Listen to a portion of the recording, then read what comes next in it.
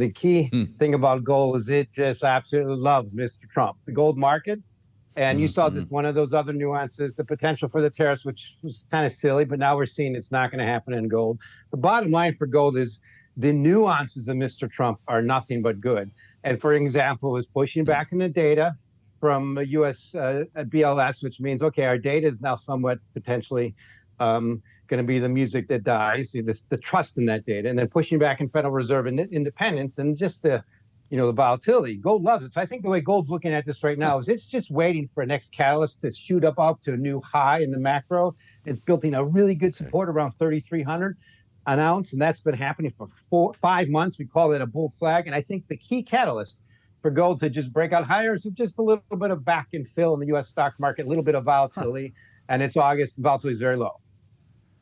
Wow. The bull flag is 3,300? Did I hear that right? Yeah, the base of the bull flag. The first time we traded 3,300 ever was in April. Remember that big swoon in the stock market? Gold went up, and gold's just been kind of hanging out since then. But what's happened since then? There's been more central bank buying and a significant shift in ETF flows to inflows. For 4 years, we had outflows. Now this year, we have almost 10% of inflows. That means almost 9 million ounces of gold just flown in. People are buying gold and looking for protection, I think, and looking for a store value. Really fascinating. All-time high, 22nd of July, right? 34.43.70. And it's been basing ever since that swoon following Liberation Day. Yeah. There you see it, 34.08 right now. We're down a bit. 3,300 is where Mike has support. Where's resistance? Because we're going to bump into some overhead here around 3,400, right? Yeah, so 3,500 is really the high for the year in the cash market. Now, the futures were a little distorted high. But remember, those futures will always stay at a higher price because of the cost to carry. You have to add that price into the futures. So to me, it's everybody knows 3,500 is just a matter of time to get to the next round number, which is 4,000.